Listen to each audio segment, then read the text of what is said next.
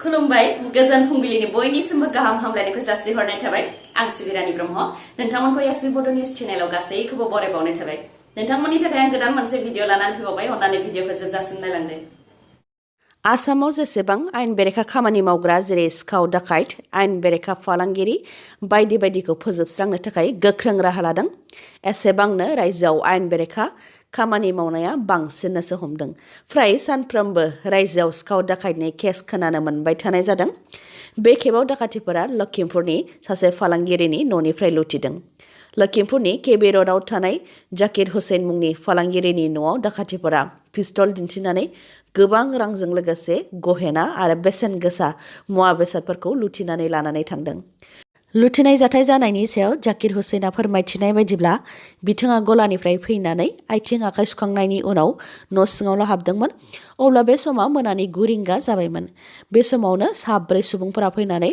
न'नि कलिं बेल दामफैनायाव जाकिर हुसैननि उन्दै फिसाज्लाया दर खेवफैदोंमोन आरो साब्रै दाखाथिफोरा जाकिर हुसैनखौ लेंहरनो थिननायाव गथ'साया बिफाखौ लेंहैनो थाखाय न' सिङाव थांदोंमोन बेयावनो दाखाथिफोरा न' सिङाव हाबफानानै जाकिर हुसैनखौ आथिं आखाइ खाख्रबदों आरो खर'आव पिस्तल दोनदों बेबायदिनो दाखाथिफोरा न'आव थानाय 2,50,000 रांजों लोगोसे गहेना आरो बेसेन गोसा मुवा बेसादफोरखौ लुथिनानै लानानै थांदों सोनाब आफगानिस्तानाव बांग्रिं मावनायजों सा 26 सुबुंनि जिउ खहा सोनाब आफगानिस्ताननि बादकिस प्रभिन्सआव बे बांग्रिं मावनाया जादों जायजों दासिम सा 26 सुबुंनि जिउ खहा जादों आरो गोबां सुबुंफोरानो जोखोम जानो गोनां जादों सा 26 जिउ गोमानायनि मादाव 5 आइजोफोर आरो 4 उन्दै गथ'साफोर सुबुंनि जिउ खहा जानायनि अनगायैबो गं 700नि गोबां न'-बांफोरा बायनानै खहा जादों बांग्रिं मावनायनि गोहोमा बादकिस प्रभिन्सनि कादिस जिल्लायावनो बांसिनै गोहोम गोग्लैदों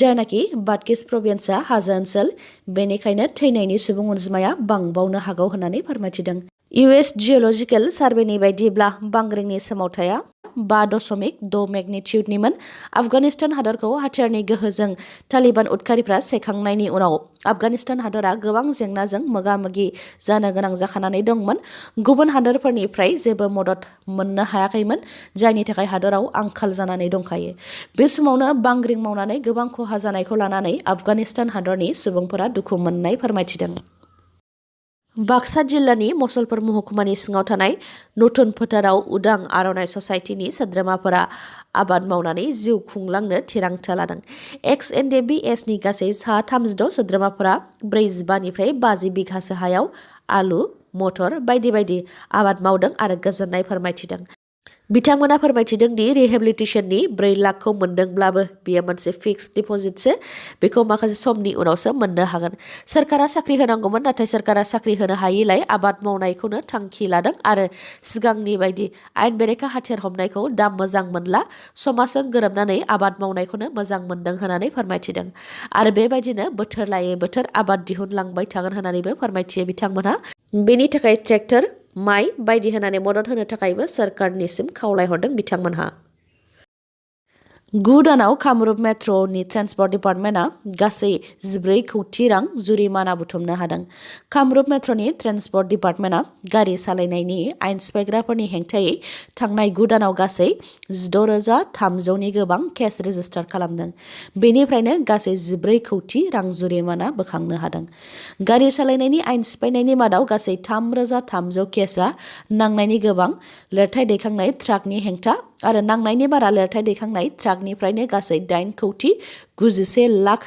रां जुरिमाना बोखांनो हादों कटन इउनिभार्सिटिया मोनसे नटिस फोसावदों नटिसनि बायदिब्ला कटन इउनिभार्सिटिनि आन्डार ग्रेजुएट 5th सेमिस्टारनि जोबथा आनजाद जाय 21 जानुवारियाव खुंजानो गोनांमोन बे आनजादखौ फावसयथ'नाय जाबाय आरो 1 फेब्रुवारियाव खुंनो थाखाय फोसावफिनबाय आनजादनि समा बेलासे 1:30 रिंगानिफ्राय 4:30 रिंगासिम बे खौरांखौ कटन इउनिभार्सिटिनि कन्ट्रलार अफ एग्जामिनेशनआ गांसे नटिसनि गेजेरजों फोसावदों मख'नो गोनांदि 6 जानुवारियाव कटन इउनिभार्सिटिनिफ्राय मोनसे नटिस फोसावनाय जादोंमोन जेराव गासैबो आन्डार ग्रेजुएट आरो पोस्ट ग्रेजुएटनि फोरोंथाय होनाया अनलाइन जासिगोन आरो गासैबो अफलाइन क्लास फोरोंथाय होनायखौ 31 जानुवारिसिम दोनथ'नाय जासिगोन होननानै फोसावदोंमोन बेनि अनगायैबो 5th सेमिस्टारनि आनजादखौबो होखानाय सम बायदियैनो अफलाइन खुंगोन होननानै फोसावदोंमोन।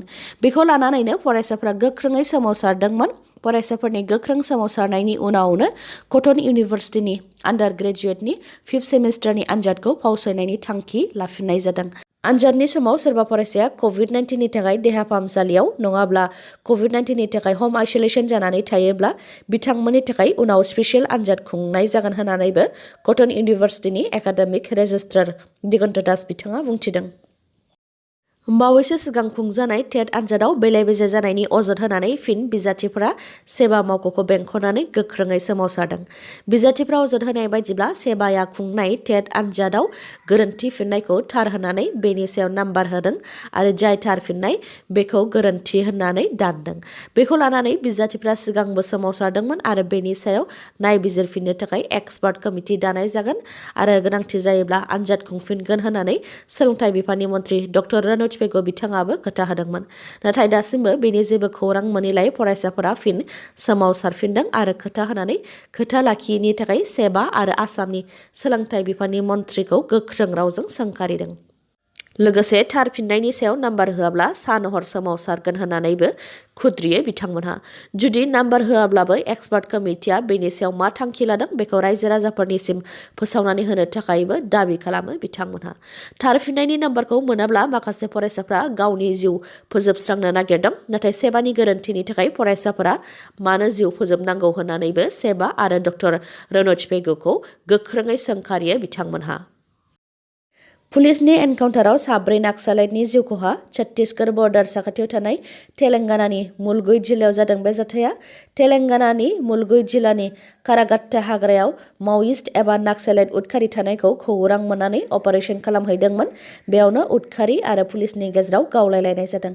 गिबियाव उदखारिफोरखौ आखाइ दैखांनो थाखाय एबा सारेन्डार जानो थाखाय पुलिसफोरा खावलायदोंमोन। नाथाय उदखारिफोरा आखाइ दैखाङैलाय एनकाउन्टार खालामनो गोनां जादों, जायजों 4 उदखारिफोरा थैनो गोनां जादों। बे गावलायलायनाय जाथायाव सासे पुलिस कनस्टेबलआबो जोखोम जादों। बिथांखौ फाहामथायनि थाखाय उनाव खाथिनि देहा फाहामसालियाव थिसननाय जादों। गावलायखांनायनि उनाव छत्तीसगढ़ पुलिस आरो तेलेंगाना पुलिस जथायै कारागाट्टा हाग्रायाव अपारेशन खालामहैफिनबावदोंमोन, जेराव उदखारिफोरनि एसल्ट राइफलखौ बिथांमोना बोखांनो हादों। स्टेट लेभेल पुलिस रिक्रुटमेन्ट बर्डआ मोनसे अर्डार फोसावदों। अर्डारनि बायदिब्ला आसाम पुलिसनि माखासे पस्टनि थाखाय रिटेन टेस्ट खुंनो board of secondary education Assam सेबाखौ नोडेल एजेन्सि बानायनाय जाबाय। Board of secondary education Assam सेबानि गेजेरजोंनो आसाम पुलिसनि माखासे पस्टनि आनजादखौ खुंनाय जागोन आरो बेफोर पस्टनि थाखाय जि रिटेन टेस्ट जागोन बेनि अक्ट' आरो समखौबो फोसावनानै होबाय। पस्टफोरा सेथियाव दङ आसाम पुलिस इउबि कनस्टेबलनि 2391 पस्ट आरो एबि कनस्टेबलनि 4277 पस्ट, एपिआरअ कनस्टेबलनि 813 पस्ट, एफएनइएस कनस्टेबलनि 788 पस्ट आरो डिजि, सिडि आरो सिजिएइचजिनि कनस्टेबल एबा गार्डमेननि 754 पस्टनि थाखाय कम्बाइन्ड रिटेन टेस्टआ 20 फेब्रुवारि 2022 आव जागोन। समा फुंनि 11 रिंगानिफ्राय बेलासिनि 1 रिंगासिम जागोन। नैथियाव दङ डिजिसिडि आरो सिजिएइचजिनि सिङाव एआइएसएफ बेटेलियन्स कनस्टेबलनि 154 पस्टनि थाखाय 27 फेब्रुवारियाव आनजादा खुंजागोन। समा फुंनि 11 रिंगानिफ्राय बेलासिनि 1 रिंगासिम जागोन। थामथियाव दङ आसाम पुलिस साब इन्सपेक्टर इउबिनि 302 पस्ट, आसाम कामान्ड' बेटेलियननि साब इन्सपेक्टर एबिनि 320 पस्ट, डिजिसिडि आरो सिजिएइचजिनि सिङाव सिभिल डिफेन्स एसिस्टेन्ट डेपुटि कन्ट्रलारनि 10 पस्टनि कम्बाइन्ड रिटेन टेस्टआ 24 एप्रिलाव जागोन। समा फुंनि 10 रिंगानिफ्राय सानजौफु 12 रिंगासिम। ब्रैथियाव दङ आसाम पुलिस कनस्टेबल इउबिनि 705 पस्ट आरो कनस्टेबल एबिनि 1429 पस्टनि कम्बाइन्ड रिटेन टेस्टआ 24 एप्रिल बेलासे 2 रिंगानिफ्राय 4 रिंगासिम जागोन। आनजाद मिरुआ तिनसुकिया, जरहाट, डिफु, सिलचर, गुवाहाटी, बङाइगाव, क'क्राझार, तेजपुर, नगाव आरो हाफ्लं। आसामाव मैया सानसेयाव 8072 नि देहायाव कभिड-19 पजिटिभ केस मोन्दों। बेनि मादाव कामरुप मेट्र'आवनो 1996। मैया सानसेयाव 63944 नि देहायाव कभिड-19 टेस्ट खालामनाय जादोंमोन। बेनि मादावनो 8072 नि देहायाव कभिड-19 पजिटिभ केस मोन्दों। मैया सानसेयाव थैनायनि सुबुं अनजिमाया 6 आरो पजिटिभिटि रेटआ 12.62 अदेबानि सानफ्रामबो बांनायनिफ्राय बांबोगासिनो दङ कभिड-19 नि गोसारनाया। दिनैनि भिडिअआ एसेनोसै गाबोन आरो गोदान भिडिअजों लोगो मोनफिनबावगोन। नोंथाङा दासिमबो आंनि चेनेलखौ साबस्क्राइब खालामाखैबा अन्नानै साबस्क्राइब खालामदो लोगोसे लाइक कमेन्ट आरो शेयार खालामनो दाबाव। गोजोन्थों।